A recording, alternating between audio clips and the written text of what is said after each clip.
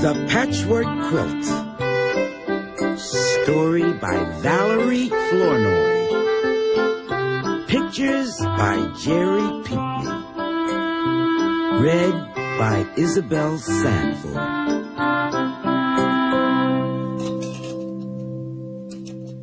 Tanya sat restlessly by the kitchen window.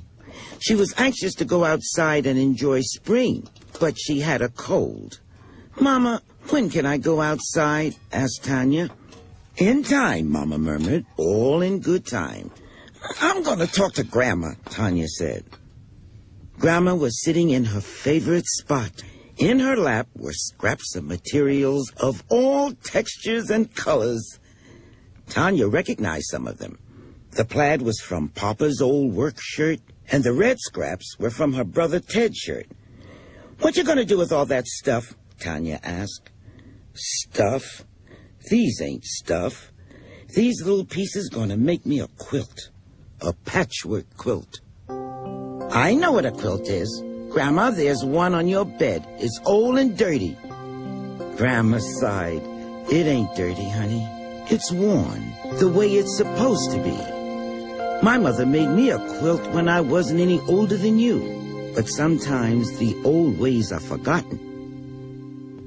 Mama walked in and looked at the scraps of material that were scattered all over. "I just cleaned this room and now it's a mess." "It's not a mess, Mama," Tanya said. "It's a quilt." "A quilt? You don't need these scraps. I can get you a quilt." Grandma looked at her daughter and then turned to her grandchild. "Yes, your mama can get you a quilt from any department store, but it won't be like my patchwork quilt, and it won't last as long either." Grandma's eyes grew dark and distant. She gazed out the window, absent-mindedly rubbing the pieces of material through her fingers. "Grandma, I'll help you make your quilt," Tanya said. "Thank you, honey. It's going to take quite a while to make this quilt. A good quilt. A masterpiece. It'll take me a year at least." "A year?" shouted Tanya. "I can't wait that long, Grandma." "A year ain't that long, honey. Making this quilt gonna be a joy." One August afternoon, Mama said Tanya's brother Jim's favorite blue corduroy pants were beyond repair. "Bring them here," Grandma said. Grandma took part of the pant leg and cut a few blue squares. Jim watched her add his patches to the others. A quilt won't forget. It can tell your life story.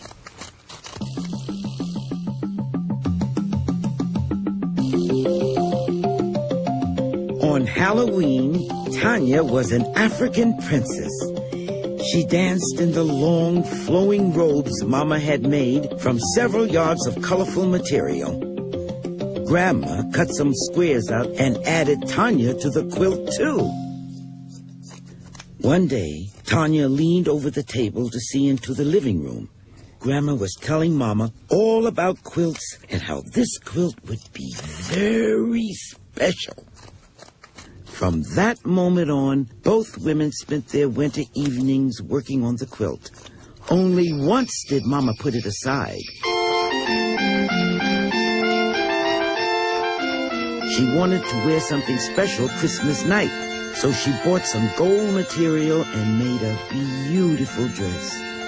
Tanya knew without asking that the gold scraps would be in the quilt, too. There was much singing and laughing that Christmas. Papa said he had never felt so much happiness in the house. And Mama agreed. The next day, Grandma didn't feel well, and they had to call a doctor. Tanya looked into the living room. The patchwork quilt was folded neatly, just as Grandma had left it. "Can we see Grandma?" Tanya asked. "Not tonight," Papa said.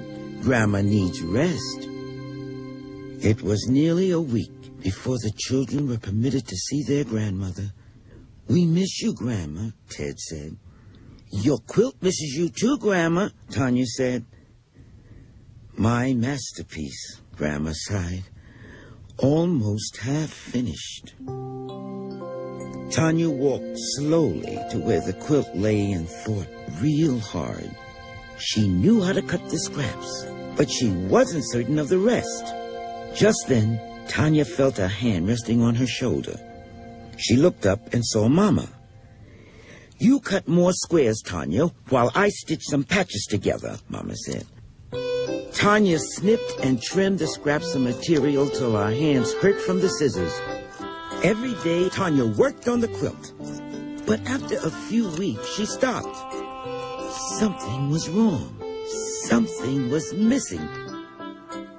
Finally, she knew. Something wasn't missing. Someone was missing. That evening, before she went to bed, Tanya tiptoed into Grandma's room, a pair of scissors in her hand. She quietly lifted the end of Grandma's old quilt and carefully removed a few squares. February and March came and went. Then one June day, Tanya came home to find Grandma working on the quilt again. "Grandma!" Tanya shouted. "Hush, child. It's almost time to do the quilting on these patches. But first, I have some special finishing touches." "There. It's done," she said. Mama helped Grandma spread the quilt full length. Reds, greens, blues, and golds, light shades and dark, blended in and out throughout the quilt. "It's beautiful," Papa said. He touched the gold patch, looked at Mama, and remembered. Jim remembered, too. There was his blue and the red from Ted's shirt. There was Tanya's Halloween costume, and there was Grandma. Even though her patch was old, it fit right in. They all remembered the past year. They especially remembered Tanya and all her work. So in the right-hand corner of the last row of patches was delicately stitched, "For Tanya, from your Mama and Grandma."